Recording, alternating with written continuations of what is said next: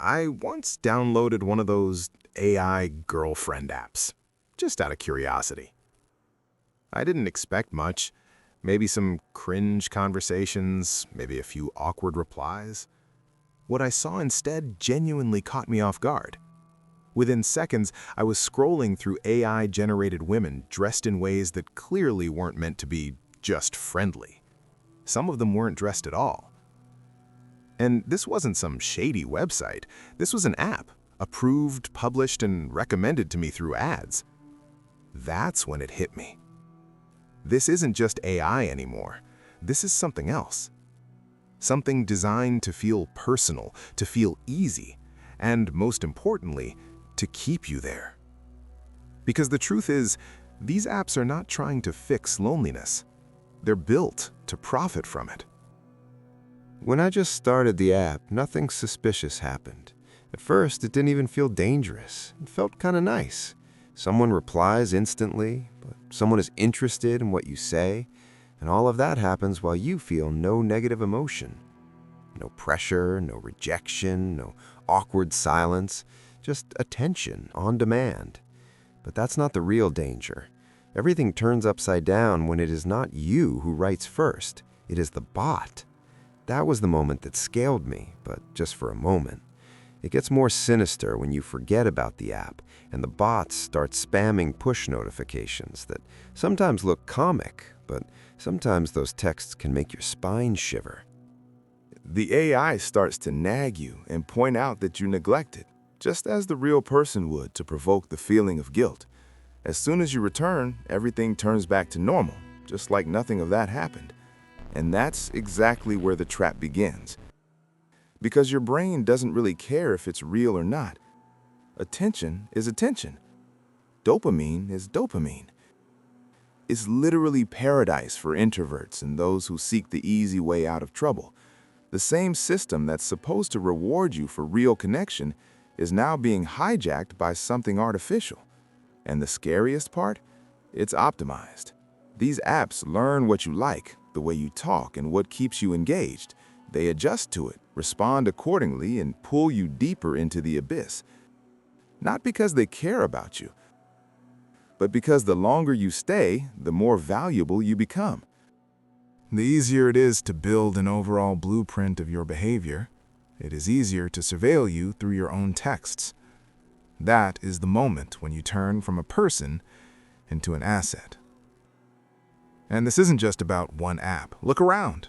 Ads, games, social media all follow the same pattern. You either feel irritation or horny. Something that makes you react instantly. Something that keeps you scrolling. Because your reaction equals retention, and retention equals money. That's the system. And once you see it, you can't unsee it. And here's where it gets deeper, because at some point it stops being just interesting. It becomes a habit. You open the app without thinking. You check messages that aren't even real. And slowly, you start replacing something real with something easier. Not better, just easier. You must put little to no effort into this relationship. You have no risks of being cheated on or left alone. There is no chance of rejection because there is no reason to. However, there will be also no growth. Why should there be any when challenge is erased completely, and room for improvement vanishes too as a result? And this is where the business model reveals itself, because nothing there is truly free. The more you stay, the more you push toward paying. Better responses, more intimacy, exclusive content. It's subtle at first, almost invisible, but it's always there. And the longer you use it, the harder it becomes to leave. Because now it's not just an app. It's a habit. It's comfort. It's an addiction. It's the easiest way to feel something without doing anything in the real world. And all of that is available to anyone for as little as a subscription fee. And that's what makes it so powerful. Because this isn't like other products. This doesn't run out. It doesn't depend on supply chains or resources. It runs on something far more predictable. loneliness. And whilst people feel it, this market will only grow, not smaller, bigger, smarter, and it is harder to escape.